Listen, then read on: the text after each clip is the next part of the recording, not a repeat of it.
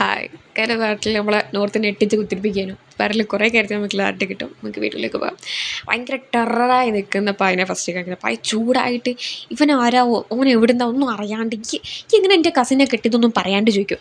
അപ്പോൾ ടിമ്മു പറയും കൂളാവും. അപ്പോൾ എങ്ങനെ ഞാൻ കൂളാവാൻ നോർത്തിനെ പോയി എന്ത് വിചാരിച്ചിട്ടായി നിൽക്കണേ, കുടിച്ചിരുന്നു ഈ ഇപ്പോൾ വാ നമുക്ക് പോയി ഡൈവേഴ്സ് വാങ്ങാം. നോർത്തങ്ങ് ചൂടായിട്ട് എനിക്ക് ഡൈവേഴ്സ് ഒന്നും വേണ്ട, എന്തുകൊണ്ടാണ് ഞാൻ എന്നോട് പറയാണ്ട് ഞാൻ കല്യാണം കഴിച്ചത്, ഞാൻ വളർന്നിട്ട് എനിക്കറിയാം എന്തൊക്കെ എടുക്കണമെന്നൊക്കെ, പിന്നെ അങ്ങനെയാണ് എന്ന് പറ, ഓനാരാ, ഓനെക്കുറിച്ചൊന്ന് പറയാറ്. അപ്പോൾ അങ്ങ് കിളി പോയിട്ട് എനിക്കറിയില്ല അങ്ങനെ പറയും. അപ്പോൾ എല്ലാ ചെറിയ നെല്ലിക്കലൊക്കെ പൊട്ടിയിട്ട് നോർത്ത് ചൂടാകുമ്പോൾ കൂളാവുന്ന ഒന്നും പറയാനില്ലല്ലോ. അകപ്പാട് അതൊക്കെ കേട്ടിട്ട് തരിച്ച് വരികയാണ് ഇപ്പം. അപ്പം യു പറയും നോർത്തും ഞാനും ഹൈക്കിങ്ങിന് വെച്ച് കണ്ടേനു, ഭയങ്കര പേടിച്ചിട്ടായിട്ട് പറയണേ. ഹൈക്കിങ്ങിന് വെച്ച് കണ്ടേനു. അപ്പോൾ രാത്രി ഞങ്ങൾ ഒരുമിച്ച് കഴിഞ്ഞു, ഞങ്ങൾക്ക് അവിടെ നിൽക്കേണ്ടി വന്നു, ഒരു സിറ്റുവേഷൻ കൊണ്ട്. അപ്പോൾ സ്പെൻഡ് ചെയ്ത ടൈം വെച്ച് ഞങ്ങൾക്ക് അടിപൊളിയായിട്ട് തോന്നി. ആ സമയത്ത് ചങ്ങായി നോർത്തവിടെ കിടന്ന് ബ്ലഷ് അടിക്കുക. ചെക്കൻ ഇവിടെ നടക്കുന്നൊന്നും ബോധമൊന്നുമില്ല. ഇവനാണ് യു ആണെങ്കിൽ ഇങ്ങനെ പറയും എന്താ റൈറ്റ് പേഴ്സൺ ആയിട്ട് തോന്നിയത് ഞങ്ങൾ കെട്ടി അങ്ങനെ ടൈം വേസ്റ്റ് ചെയ്യേണ്ടല്ലോ അത് തോന്നി പറയാം. അപ്പോൾ ടൈം വേസ്റ്റോ, നിങ്ങൾക്ക് പരിചയപ്പെടുന്നു, ഫാമിലീൻ്റെ മീറ്റ് ചെയ്യുന്നതൊക്കെ ടൈം വേസ്റ്റ് ആണല്ലോ പറയും. അപ്പോൾ യുവിനെ മാറ്റിയിട്ട് നോർത്തൊരു ഞാനാ പറഞ്ഞത് ചെയ്യേണ്ടത് അങ്ങനെ പറയും. അപ്പോൾ ഇവന് യു പായെന്ന് വിളിക്കുമ്പോൾ പറയും ഞാൻ പായെന്ന് വിളിക്കണം, എൻ്റെ കുൻ പായെന്ന് വിളിക്കണം, വിളിച്ചാൽ മിസ്റ്റർ പായെന്ന് വിളിച്ചാൽ മതി. അപ്പോൾ ഓക്കെ മിസ്റ്റർ പായെന്ന് പറയും. എന്നിട്ട് പറയും എന്നെക്കുറിച്ച് എന്തോ അറിയണമെന്നുണ്ടെങ്കിൽ എന്നോട് പറഞ്ഞാൽ മതി, ഞാൻ പറഞ്ഞുതരാം എന്താ അറിയേണ്ടത് വെച്ചാൽ പറയും. ഇനിയിപ്പോൾ ഗ്രാൻഡ് പനെ കാണണമെന്നാണെങ്കിൽ നമ്മൾ ഗ്രാൻഡ് പനെയും കാണാൻ പറയും.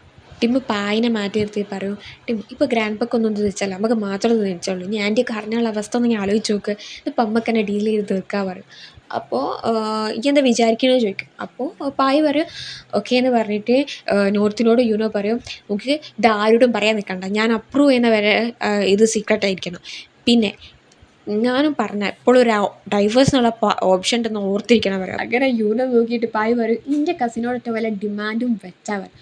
അപ്പോൾ ആകെ ബേജാറ്, കാണുമ്പോൾ തന്നെ പാവം തോന്നും. പാവം എല്ലാം ഒപ്പിച്ചിട്ട് ചങ്ങായാളെ കുത്തിരിക്കാൻ നോർത്ത് ബ്ലസ് അടിച്ചിട്ട്, ഇവരൊന്നും അറിയട്ടല്ലോ. അങ്ങനെ യുദ്ധത്തിന് ശേഷം ആശ്വാസം വിട്ട് യുവും നോർത്തും ഇറങ്ങി വന്നിട്ട് വരുമ്പോണ്ട് യു പറയും എനിക്കൊന്ന് വാഷ്റൂമിൽ പോകണം തന്നെ. തിരുമ്പളേക്കും ടീം മനഃപൂർവ്വം വന്ന് തട്ടുന്നതാണ്. മനഃപൂർവ്വം വന്ന് തട്ടിയിട്ട് ഓൻ്റെ യുവിൻ്റെ പോക്കറ്റിൽ നിന്ന് വാലറ്റ് എടുക്കും, ആരും കാണില്ല കേട്ടോ. അല്ല അങ്ങനെ വാഷ്റൂമിൽ പോയി നിൽക്കുമ്പോൾ യുവിൻ്റെ അടുത്തേക്ക് ടിമ്മ് വരും. എന്നിട്ട് പറയുക എനിക്ക് താഴത്തുനിന്ന് കിട്ടിയാണ് എൻ്റെ വാലറ്റ് എന്ന് പറയും. ഓക്കെ എന്ന് പറഞ്ഞിട്ട് ഓനോട് ചോദിക്കും എനിക്കെന്തോ മറന്നെന്ന് പറഞ്ഞിട്ട് ഓൻ്റെ പോക്കറ്റിൽ നിന്ന് കാർഡ് എടുക്കും, ഇത് കാണിക്കും, ഇതിൻ്റെ താഴെയുള്ള നമ്പറിനെ കുറിച്ച് എന്താ ഉദ്ദേശിക്കുന്നതൊക്കെ അറിയാൻ ചോദിക്കും. എന്നിട്ട് എന്നാൽ ടിം എന്താ പറയും പുതിയ കാർഡ് എത്ര വട്ടം ഇഷ്യൂ ചെയ്യുന്നു അതിനനുസരിച്ചിട്ട് നമ്പർ ഉണ്ടാവും. അതിൻ്റെ നോക്കുമ്പോൾ 19 ഇഷ്യൂ ചെയ്യുന്നുണ്ട്. ഇനി മറിഞ്ഞു പോയത് കൊണ്ടാണോ അല്ലെങ്കിൽ വേറെ എന്തുകൊണ്ടും ആയിരിക്കും യൂണ നോക്കും. അപ്പോൾ എന്തോ കാര്യമായിട്ട് ഉള്ളിലുള്ള സീക്രട്ട് എന്തോ ഉള്ള പോലെ ടിമ്മിനോട് പറയും എൻ്റെ വാലറ്റ് ഒരിക്കലും താഴെ വീണ് പോകുക എന്നുള്ള ഉറപ്പാണ്, എൻ്റെ വാലറ്റ് എൻ്റെ കൈമ വരണമെങ്കിൽ എങ്ങനെയാണെങ്കിൽ എനിക്ക് കുറേ വാലറ്റ് എടുത്ത് ശീലം ഉണ്ടാവുമല്ലോ എന്ന് പറഞ്ഞിട്ട് അങ്ങോട്ടൊരു കൊത്ത് കൊടുത്തിട്ട് ഓൻ പോകും. അങ്ങനെ ടിമ്മ ആ ഫോട്ടോ എടുത്ത് വെച്ചിട്ടുണ്ടാവും, അത് ആർക്കും അയച്ചു കൊടുത്തിട്ട് ഇവനെക്കുറിച്ച് ഡീറ്റെയിൽസ് എനിക്ക് അയച്ചിട്ടുണ്ടാവും പറയും. അങ്ങനെ ആകെ പുകഞ്ഞുകൊണ്ട് നിൽക്കുന്ന പായനയ്ക്ക് കാണിക്കാം. പായന ഇയാളൊക്കെ അസിസ്റ്റൻറ്റും ഇയാൾ നടക്കുന്നുണ്ടാവും. അപ്പോൾ ഞാൻ എന്നോട് പറയും എനിക്ക് ഓനെക്കുറിച്ചുള്ള എല്ലാ ഡീറ്റെയിൽസും, സസ്പീഷ്യസ് ആയ എന്തെങ്കിലും ഉണ്ടെങ്കിൽ അതും, പിന്നെ എന്തുകൊണ്ട് എൻ്റെ കസിനോ കല്യാണം കഴിച്ചു എന്നുള്ളതിൻ്റെ എല്ലാ ഡീറ്റെയിൽസും എനിക്ക് അറിയണം എന്ന് പറയും. അപ്പോൾ ഓക്കെ എന്ന് പറഞ്ഞിട്ട് പോകുമ്പം ഇതൊക്കെ ഒട്ടി കേൾക്കുന്നുണ്ടാവും ടിമ്മ്. അങ്ങനെ നമ്മൾ തുറക്കുമ്പോൾ എൻ്റെ മുമ്പിലുണ്ട്. അപ്പോൾ അങ്ങനെ നൈസായിട്ട് ഇപ്പോൾ വന്നതുള്ളതുപോലെ കയറി വന്നിരുന്നിട്ട് ടിമ്മ് പായിനോട് മടി വന്നിരിക്കുക പറയും. അങ്ങനെ മടി വന്നിരുന്നിട്ട് അകപ്പായിട്ട് ടെൻഷൻ അടിച്ചിട്ട് പായ് പറയും ഈ നോർത്തിനെനിക്ക് മനസ്സിലാക്കാനേ പറ്റില്ല, സ്ട്രേഞ്ചറിനെ അവൻ കല്യാണം കഴിച്ചു എന്നും ചിന്തിച്ച് അങ്ങനെ പറയും. ഈ കുറച്ച് നൈസായിട്ട് വർത്താനം പറയും. അപ്പോൾ എനിക്ക് ഓൻ്റെ ഭാഗത്ത് നിൽക്കണം പറയും. അപ്പോൾ ഞാൻ ആരെയും ഭാഗത്ത് നിൽക്കുകയല്ല, ഈ നൈസായിട്ട് വർത്താനം പറഞ്ഞാൽ ഈ പിരികത്തിന് ഓവർ ടൈം എടുക്കേണ്ടി വരാക്കുള്ളൂ പറയും. അപ്പോൾ പറയാം എനിക്കറിയാം പറയും. അങ്ങനെ രണ്ടും ലവ് ആയിട്ട് ഇങ്ങനെ നോക്കി ഇങ്ങനെ നിൽക്കുമ്പോഴാണ് ലൈക്ക് ആ സമയത്തേക്ക് കുറച്ചും കൂടി ടെൻഷനൊക്കെ വിട്ട് ഇങ്ങനെ നിൽക്കുമ്പോണ്ട് അസിസ്റ്റൻ്റ് കയറി വന്നിട്ട് നോക്കും കൂടി ചെയ്യാണ്ട് നെട്ടിപ്പോവരും. എന്നിട്ട് പായ് പറയും നോക്ക് ചെയ്തിട്ട് വരണമെന്ന് പറഞ്ഞിരിക്കണേ പറയും. അപ്പോൾ ഞാനേ പറയും ഞാൻ കുറച്ച് മീറ്റിങ്ങിൻ്റെ പേപ്പേഴ്സ് എടുക്കാൻ വന്നത്, ഇനി ഞാൻ കുഴപ്പമില്ല, ഞാൻ കുറച്ച് കഴിഞ്ഞിട്ട് വരാം പറയും. ഇത് കണ്ടിട്ട് എന്തുമായിട്ട് ഇങ്ങനെ ടിമ്മും ചിരിക്കും, അത് കണ്ടിട്ട് പായും ചിരിക്കും. അതിനുശേഷം ചുട്ടന്മാരെയാണ് കാണിക്കുന്നത്. നോർത്ത് യൂണിയൻ സ്വന്തം വീട്ടിലേക്ക് കൊണ്ടുവന്നത്. എന്നിട്ട് ഇങ്ങനെ കാണിച്ചു കൊടുക്കുക ഇതാണ് ബെഡ് ഹാള്, അവിടെയാണ് ബാത്റൂം, അവിടെ ബെഡ് കിച്ചൺ, ഞാൻ അങ്ങനെ യൂസ് ചെയ്യാറില്ല. പിന്നെ അപ്പോൾ നോക്കുമ്പോൾ അവന് കുറച്ച് സാധനങ്ങൾ കൊണ്ട് അപ്പോൾ ഇതുള്ളൂ ഇതെൻ്റെ സാധനങ്ങൾ ചോദിക്കും അപ്പോൾ ഇത്രയേ ഉള്ളൂ പറയും. അങ്ങനെ അവർ ബെഡ്റൂം കാണിച്ച് തരുമ്പോൾ ചോദിക്കും ഈയിടെ കിടക്കൽ ഈ ഏത് ഭാഗത്തേക്കാണ് കിടക്കൽ ചോദിക്കും. അപ്പോൾ ഒരു ഞാൻ മിഡിലായിട്ടാണ് കിടക്കൽ. അപ്പോൾ ഞാൻ മിഡിലായിട്ടാണ് കിടക്കൽ. അപ്പോൾ അങ്ങനെയാണോ അപ്പോൾ പറയുമ്പോൾ നമുക്ക് ഇങ്ങനെ കിടന്നല്ലോ പറഞ്ഞിട്ട് തള്ളിയിട്ടിട്ട് അതിൻ്റെ മേലെ ഇങ്ങനെ കിടത്തിട്ട് ഞാൻ പറയും ഇങ്ങനെ നോക്കി ഇങ്ങനെ നിൽക്കും. അപ്പോൾ ചോദിക്കും അപ്പോൾ ടെൻഷൻ ലൈക്ക് നോർത്ത് എവിടേക്കൊക്കെ മിസ് ഔട്ട് ആകുമ്പോൾ പറയുമ്പോൾ എന്താ പ്രശ്നം ചോദിക്കും. അപ്പോൾ എനിക്ക് ഇന്ന് പായി ചോദിച്ച ചോദ്യങ്ങൾക്കൊന്നും ഉത്തരമില്ലല്ലോ, അതിനെക്കുറിച്ച് എനിക്കൊന്നും അറിയില്ലല്ലോ ആലോചിക്കുമ്പോൾ എന്തോ പോലെ. അപ്പോൾ പറയും നമ്മളിപ്പോൾ തുടങ്ങിയിട്ടല്ലോ, പെട്ടെന്ന് അറിയേണ്ട ആവശ്യമൊന്നുമില്ലല്ലോ, ഒന്ന് മെല്ലെ മെല്ലെ അറിഞ്ഞാൽ മതി പറയും.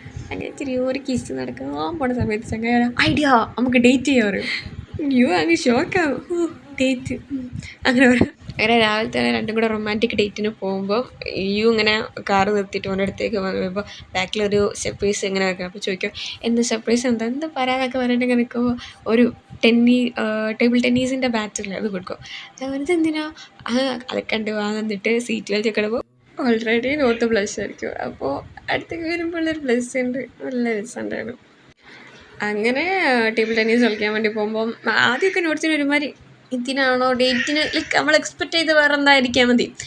പക്ഷേ എത്തിയത് ടെന്നീസ് കളിക്കാൻ വേണ്ടിയിട്ട്. അങ്ങനെ അവിടെ വന്ന് ഇവർ രണ്ടാളും അങ്ങോട്ടും ഇങ്ങോട്ടും അടിപൊളിയായി കളിക്കും. അങ്ങനെ കളിച്ച് ക്ഷീണിച്ച് രണ്ടും കൂടെ അടക്കി കിടക്കുമ്പോൾ എന്നിട്ട് നോർത്ത് പറയും ഹൈക്കിങ്ങിനേക്കാളും ടയർഡാണിത്, അടിപൊളിയായിന് പറയും. എന്നാലും എനിക്ക് അതിനെക്കുറിച്ച് നല്ലോണം മനസ്സിലാക്കാൻ കഴിഞ്ഞില്ലല്ലോ. അങ്ങനെ പറയുമ്പോൾ യു പറയും നമ്മൾ സ്പോർട്സ് കളിക്കുമ്പോൾ നമുക്ക് തോന്നിയിട്ടുണ്ടാവില്ലേ. പിന്നെ അതിനെക്കുറിച്ച് ഞാൻ പറഞ്ഞുതരാം. നീ സ്ട്രോങ് ആണ്, എൻ്റെതായ സ്ട്രാറ്റജിയാണ് ഈ ഫോളോ ചെയ്യുന്നത്, എന്തൊക്കെ ടെൻഷൻ ഉണ്ടെങ്കിലൊക്കെ മാറി ഞാൻ ശ്രദ്ധിക്കും, ശരിയല്ലേ ചോദിക്കും. അപ്പം ഓരോരുത്തർ എന്താ പറയുക അപ്പം എന്നെക്കുറിച്ച് പറയും. ഞാനങ്ങനെ പറയും എൻ്റെ കണ്ണ് മൊത്തം ബോൾഡായിരുന്നു, ഈ നല്ലോണം കളിക്കുന്നുണ്ട്, അടിപൊളിയാണ്, ഞാൻ ഭയങ്കര ശ്രദ്ധിച്ചായി കളിക്കുന്നത്, ഈ എല്ലാത്തിലും ചോദിക്കും ഇനി എങ്ങാനും അത്ലറ്റ് ആയിനോ ചോദിക്കും. അല്ല എന്ന് പറയും. എന്നിട്ട് പറയും എന്നെ അമ്മ പഠിപ്പിച്ചത് മനുഷ്യന്മാരെ മനസ്സ് പഠിക്കാൻ വേണ്ടിയിട്ട് അങ്ങനെ പറയും. ഞാൻ എപ്പോഴും പായിൻ്റെയും ഗ്രാൻഡ്പാൻ്റെയും കൂടെ ഉണ്ടായിരുന്നു. ഞാൻ എന്നിട്ട് ഒന്നും പഠിച്ചില്ലല്ലോ. പിന്നെ എനിക്കാണെങ്കിലോ ഓർക്ക് ബുദ്ധിമുട്ടായിട്ട് മാത്രമേ തോന്നിയുള്ളൂ, ഞാൻ ഒറ്റയ്ക്ക് വിട്ടിയില്ല. പറയും എന്നോടുള്ള സ്നേഹം കൊണ്ടാണോ അവരങ്ങനെ നിൽക്കുന്നത്, എനിക്ക് വേറെ ഒന്നും വിചാരിക്കരുത് പറയും. പക്ഷേ ഭയങ്കര ശുഭാപ്തി വിശ്വാസമുള്ള ആളല്ലേ പറയും. പിന്നെ എനിക്ക് ഇതൊക്കെ എന്തായാലും നല്ല ഫാമിലി ഉണ്ടായത് കൊണ്ടാണ് ഈ പഠിച്ചത്. അപ്പം ഇങ്ങനെ ഫാമിലിയുടെ കാര്യം പറയുമ്പം എന്തോ മറച്ചു വെക്കും പോലെ എന്തോ ഉള്ളിലുള്ള പോലെ നിൽക്കും. അപ്പോൾ പറയും എൻ്റെ ഫാമിലിക്ക് കാണാൻ പറ്റുമോ പറഞ്ഞിട്ട് ഇങ്ങനെ പ്ലീസ് എന്നുള്ള രീതിയിൽ നോക്കും. അങ്ങനെ ഫാമിലിയുടെ സെറ്റപ്പ് ആക്കണ പരിപാടിയിലേക്ക് അങ്ങനെ അങ്ങനെ ഏതൊരു ആക്ടറിനെ വിളിച്ചിട്ട് അവരോട് പറയും ഇങ്ങനെയൊക്കെ പറയണേ, ഈ അക്കൗണ്ടൻ്റ് ആണ്, സിംഗിൾ മോമായിട്ട് വർക്ക് ചെയ്യുന്നത്, എനിക്ക് സ്കോളർഷിപ്പ് കിട്ടി, ഞാൻ പഠിക്കാൻ പുറത്ത് പോയാണ്, ഞാൻ ലവ് അറ്റ് ഫസ്റ്റ് സൈറ്റിലാണ് വിശ്വസിക്കുന്നുണ്ട് എന്നൊക്കെ പറയണം. അപ്പം ഇതൊക്കെ ഇങ്ങനെ ഞാൻ പറയും. പിന്നെ അതൊക്കെ നിങ്ങളെ കൊണ്ട് കഴിയുമ്പോൾ ഭയങ്കര കൈവേറിയാണ് അങ്ങനെ പറയും. പിന്നെ ഓർക്കണോ ഇവനാണ് എൻ്റെ റിട്ടയർമെൻറ്റ് പ്ലാൻ പറയും. ഇതൊക്കെ ഒരു പ്ലാനിലാണ് എന്നുള്ളത് പറയുന്നുണ്ട്. ഓക്കെ, ആലോചിക്കും നമ്മളിത്. ഇടയ്ക്കിടയ്ക്ക് ഇറ്റിങ്ങളെ കെമിസ്ട്രി കാണുമ്പോൾ അതൊക്കെ മറന്നു പോകുന്നുണ്ട്. ഇത് ആരെ അറിയോ, ടിമ്മ ഏത് ആക്ടറിനാണോ കൊണ്ടുപോകുന്നത് അതേ ആക്ടറാണ് യുവിൻ്റെയും അമ്മായിട്ട് അഭിനയിക്കാൻ പോകുന്നത്. അത് കാണുമ്പോൾ എപ്പോഴേ ഇത് പിടിച്ചാലുള്ള അവസ്ഥ ആലോചിക്കുക. അമ്മായിട്ട് അഭിനയിക്കുന്ന ചേച്ചി പറയും എന്താ ഈ എന്നെക്കുറിച്ചുള്ള കാര്യങ്ങളൊക്കെ ക്ലീൻ ചെയ്ത് വയ്ക്കും. അപ്പോൾ എന്ത് വയ്ക്കും. അപ്പം നാട്ടിൽ ജയിലിൽ നിന്ന് വന്നാലേ ഇനിയിപ്പോൾ എങ്ങാനും ഈ വലിയൊരു സ്റ്റാഫിനെ പിടിച്ചിട്ടുണ്ടെന്ന് അറിഞ്ഞിട്ടുണ്ടെങ്കിൽ ഉറപ്പാണ് എന്തെങ്കിലും ഒരു പ്രശ്നം ഉണ്ടാക്കാണ്ടോട് പോകില്ല പറയും. എൻ്റെ ഇത്ര വരെയുള്ള കരിയറിൽ ഞാൻ ഇത്രയും ഡേഞ്ചറസ് ഇത്ര ടാലൻ്റ് ആയിട്ടുള്ള ഒരു സാധനത്തിനെ കണ്ടിട്ടേ ഇല്ല പറയും. പറയും ഇനി എപ്പോഴും പറ്റിച്ച ആള് പറയും ഇനി എങ്ങാനും ഇതെങ്ങാനും അറിഞ്ഞാൽ ഉറപ്പാണ് എപ്പോഴും ചെയ്യുമ്പോൾ തന്നെ ചെയ്താളും.